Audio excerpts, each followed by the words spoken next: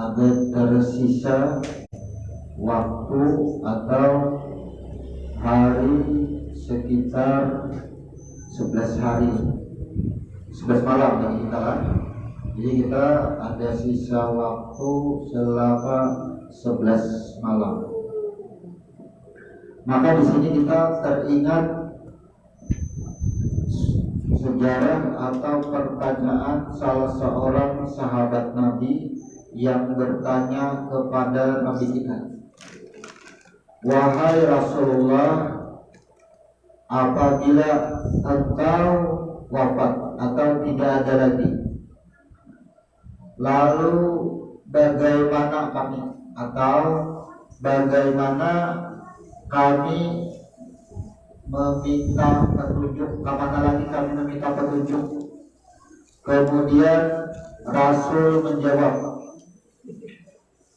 kata Nabi Muhammad, "Aku tinggalkan 2 nasihat.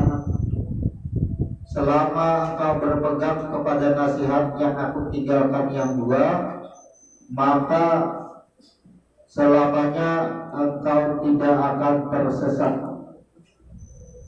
Yang pertama, nasihat yang bisa bicara, yaitu Al-Quran, yang mana Al-Quran ini telah umum disepakati para ulama, diyakini bahwa diturunkannya pada malam 17 Ramadan.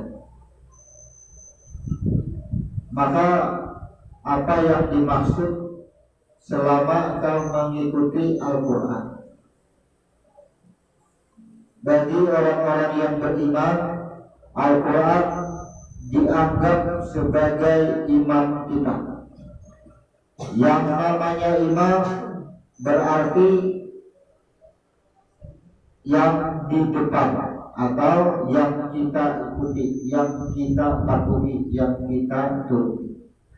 Maka ketika kita menemukan suatu masalah, apakah masalah itu kita rasakan keburukan bagi kita atau kesenangan bagi kita, karena antara keburukan dan kesenangan semuanya adalah masalah. Tidak semua kesenangan membawa kebahagiaan.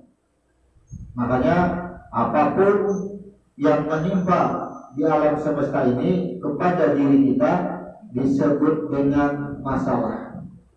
Maka ketika engkau menemukan masalah itu, Al-Quran memberikan petunjuk, wasta'inu bis-sabri was-sabar. Apabila engkau menerima masalah, maka kembalilah dengan bersabar. Kemudian was-shalah, dan perbaikilah sholat. Apabila kita menerima kesenangan, maka kita kembalikan. Bagaimana cara mengembalikan kesenangan kita? Kita kembalikan siapa yang memberikan kesenangan, siapa yang merasakan kesenangan, nikmat siapa. Setelah kita kembalikan, maka ada kalimat terakhir, wassalah, tetap dirikan sholat. Maka yang sangat banyak terjadi, kebanyakan hamba ketika banyak menerima kesenangan, ia lupa, akhirnya sholat ditinggalkan. Ini terjadi, yang sangat disayangkan itu justru pada bulan Ramadan. Godaan terberat di bulan Ramadan adalah undangan buka bersama dengan alasan menyambung silaturahmi. Kita buka di rumah makan, ada di warung, di mana-mana sekarang, di kafe, acara reuni dan lain-lain sebagainya. Itu adalah godaan terbesar.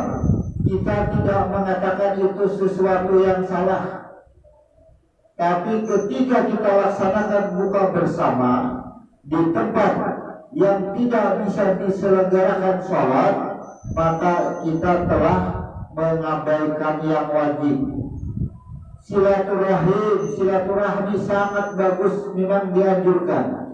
Tapi ketika silaturahmi menghalangi kita untuk mengerjakan yang wajib, maka silaturahim tadi justru menimbulkan keburukan, disebut dengan mudarat jadinya. Tapi kan aku sembahyang juga enak, aku sudah boleh buka bersama di rumah, ada sampai jamaah Aisyah. Ya, akhirnya banyak yang beralasan seperti itu. Akhirnya betul-betul bisa dia maghrib pulang 3 rakaat zaman karena mau tadi buka bersama. Inilah godaan yang terberat. 12 jam kita menahan haus dan lapar puasa fisik, akhirnya dirusak di detik-detiknya kita buka bersama. Sedangkan Nabi Muhammad adalah ciri atau tauladan atau uswatun hasanah, contoh yang baik. Bagaimana Nabi mencontohkan cara berbuka puasa? Kalau sudah kita laksanakan dengan berbuka bersama di tempat-tempat warung, rumah makan, kafe dan lain-lain, tidak salah. Tapi caranya tetap mengacu kepada aturan-aturan yang disunahkan, baik Al-Quran maupun yang dianjurkan oleh Nabi kita. Cara berbuka puasa yang dianjurkan oleh Nabi kita, ketika waktu berbuka puasa telah tiba, maka mana yang lebih didahulukan, yaitu memakan yang manis-manis. Kalau ada kurma, makan kurma dulu. Kalau ada kurma, kalau yang ada kurma, cari yang manis-manis. Yang manisnya itu tidak dibuat daripada api. Maksud dibuat daripada api itu dimasak. Kalau yang dimasak sifatnya berarti melalui proses membutuhkan api. Jadi kurma, kalau ada kurma, cari yang manis. Buah apa? Itu dianjurkan, jangan langsung minum. Kalau waktu berbuka sampai, jangan langsung minum, baik air putih maupun teh atau yang lainnya. Langsung kurma dulu, yang manis dulu bukan. Setelah makan 1 biji kurma, barulah kita meneguk air putih.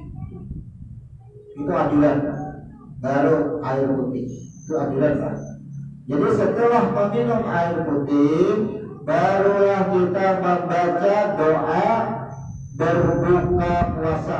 Jangan langsung itu sudah berbunyi tanda berbuka puasa, langsung Bismillahirrahmanirrahim. Allahumma laka sumtu wa bika amantu wa ala rizqika aftartu maka qabal minna innaka antas sami'ul alim. Ada juga doanya itu. Ada juga doanya jihaballahu jama'ut talatil uru. Ada juga doanya itu insyaallah. Macam-macam doanya. Maka yang dianjurkan itu doa itu dibaca setelah memakan 1 biji kurma dan meneguk air putih. Nah, bila sudah terteguk banyak putih, setelah makan kurma tadi baca doa berbuka puasa. Di dalam berdoa boleh saja ada mengangkat tangan. Kalau Bapak sambil mengikuti cangkir katakan segala Bismillahirrahmanirrahim. Allahumma laka sumtu wa bika amantu wa ala rizqika aftartu.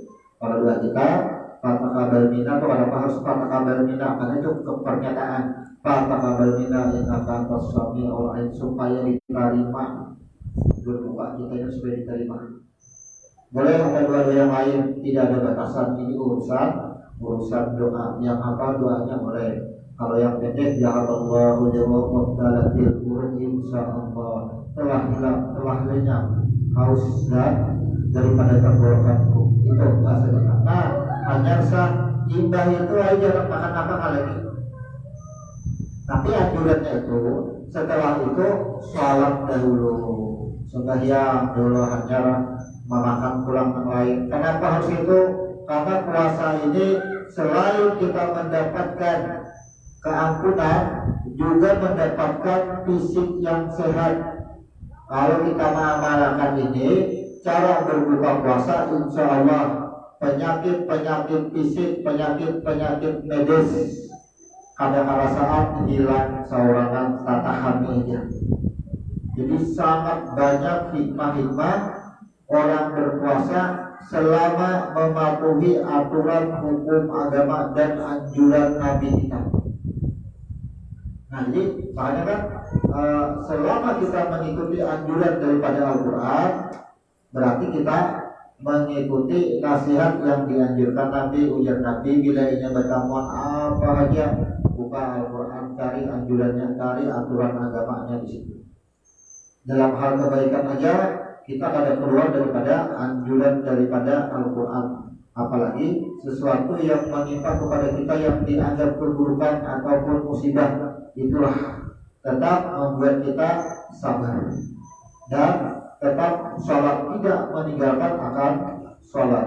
Yang kedua, kata Rasul kita, aku tinggalkan nasihat yang kadang-kadang panggilannya kadang bisa berbandir, kadang dibaca, yaitu al-maut, kematian. Maka apa maksudnya di sini? Anggap aja kita duduk sabarataan malam hari ini sedang menjalani Ramadan yang terakhir bagi kita. Kenapa? Begitu kita menganggap ini adalah Ramadan terakhir bagi kita, tentunya setelah Ramadan kita tidak akan lagi berbuat dosa pada Ramadan terakhir. Karena kita tidak akan menemukan Ramadan lagi berikutnya. Akhirnya kita selalu menjaga diri kita. Kadang awal kita berbuat dosa, amun aku jadi berulang dosa, habis umur. Kan aku pada bertemu lagi dengan Ramadan. Sedangkan Ramadan, aku sudah menang. Ramadan ini kita sudah suci. Maka setelah Ramadan, yang suci inilah kita jaga. Jangan lagi kotor. Bahasa kotor adalah bahasa dosa.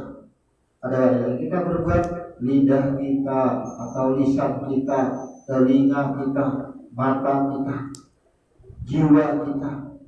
Apalagi yang paling terberat menjaga jiwa kita adalah emosi kita.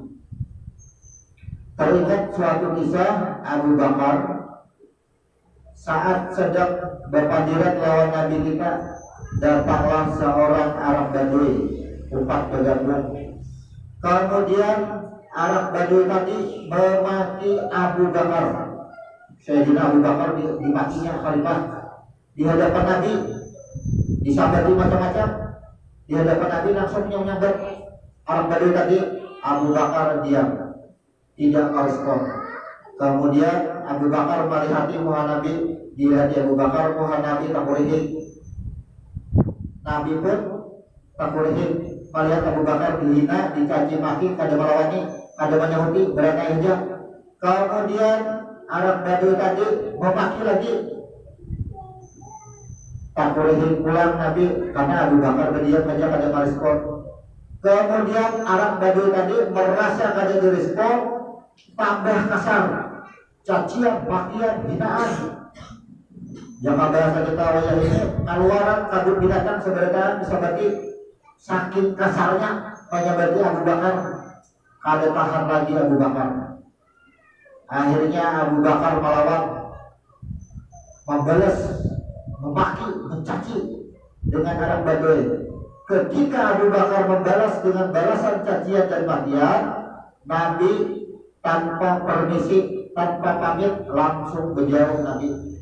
Setelah Nabi berjauh, Abu Bakar melihat Nabi berjalan berjauh, disesai oleh Abu Bakar. Wahai Rasulullah, kenapa engkau pergi meninggalkan aku? Ujar Abu Bakar. Ujar Nabi, ketika engkau tadi dimaki oleh Arab Badui, aku